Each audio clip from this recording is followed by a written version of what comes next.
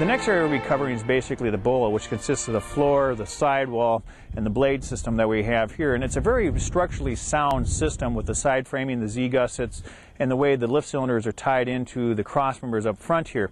But really the front part of the bola we already covered was the apron, and the back part, which we covered next, was to be the push-off. But what we really want to cover here is the floor system and the blades and the trash flow around the machine. Now, at the back of this scraper, we have two half-inch plates that are pinned together and welded together at the back end.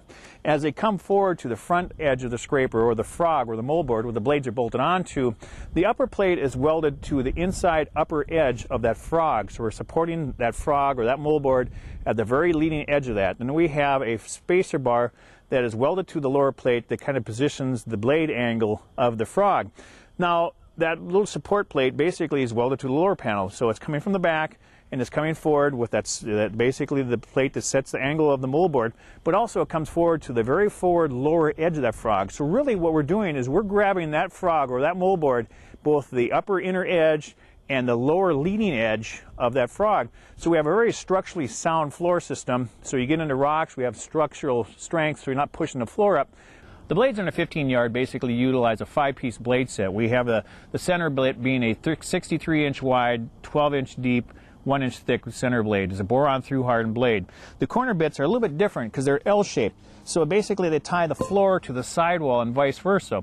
So you get into some heavy tree structure areas where you're cutting into areas where there's a lot of root structure. You don't have the sidewalls kind of want to start veering out and bowing out because there's really no supportive structure in there.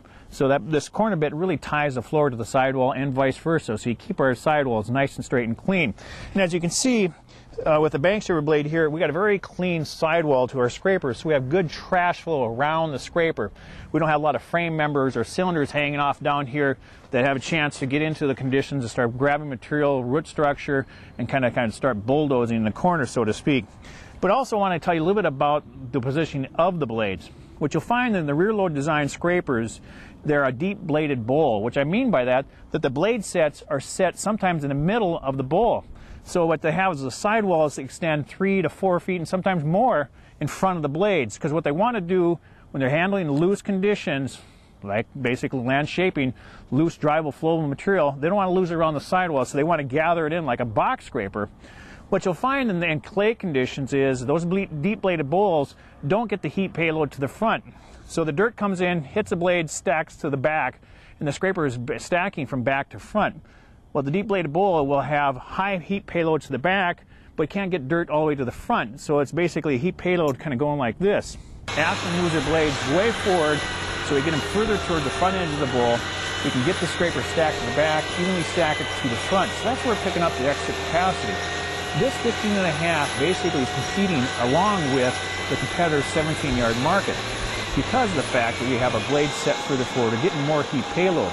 In fact, what we really encourage you to do is take a look at the strut capacity of a scraper. Let me tell you the reasons why. When you get into a scraper that is 12 to 14 feet wide, the wider you go, the more distorted the heat capacity becomes. So let's say, for instance, you have a 25-foot scraper that is 25 feet wide, 4 feet deep. You come with a 22-yard scraper because dirt would be 20 feet above the scraper with the angle of repose that we figure heat rating on. To really get a true scraper's capacity, put apples to apples, compare strut capacities. In fact, this 15.5 yard, and you compare it to a Michigan 17C, or pardon me, not 17C, but an SP 17C, it's 1/10 of a yard smaller in a strut capacity. So this is basically competing for that 17-yard market. On the back of our scraper, basically we utilize a 2-tire system. And what we have here is two 29.5 by 25 28-ply tires. It's an E3 series tire from General. It's a tire that if it fell on you, it would kill you. It's a very massive tire. It's an earth mover style tire. It's designed to handle these kinds of weights. Now when you get into a gang of tires, they're trying to pick up their flotation by using multiple tires. And a lot of times what you'll find is that those tires basically get the tire closer to the payload, so they basically have an overall shorter length.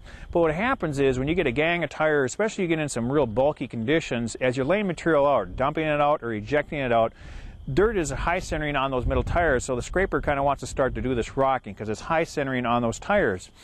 What you'll find is a lot of times those gangs of tires are designed to carry the weight. The tire itself, the spec of the tire is designed to carry so many pounds.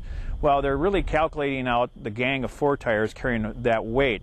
What happens is you lay out a rock or you lay out some large clump of clay and it gets basically high center on those middle tires, they become overrated. That's the time when you start exploding the tires, but also in the situation they're more prone to pick up material because you're running 2 tires side by side, they can grab material, carry it up, a rock or even something over the back end can fall into the gang of tires, and that's when you have happening is basically dirt builds up, they start just wearing out the sidewalls because you run in 2 tires side by side in the gang.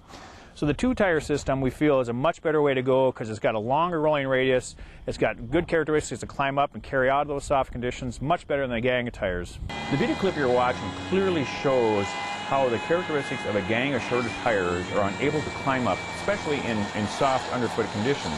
It is these conditions, especially with a gang of tires, that often causes the tractor to get stuck.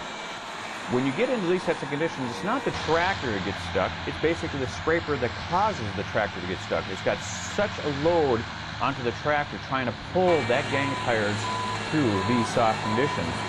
And oftentimes what you'll find with a gang of tires, they have a tendency to roll up, which even makes the characteristics that much worse.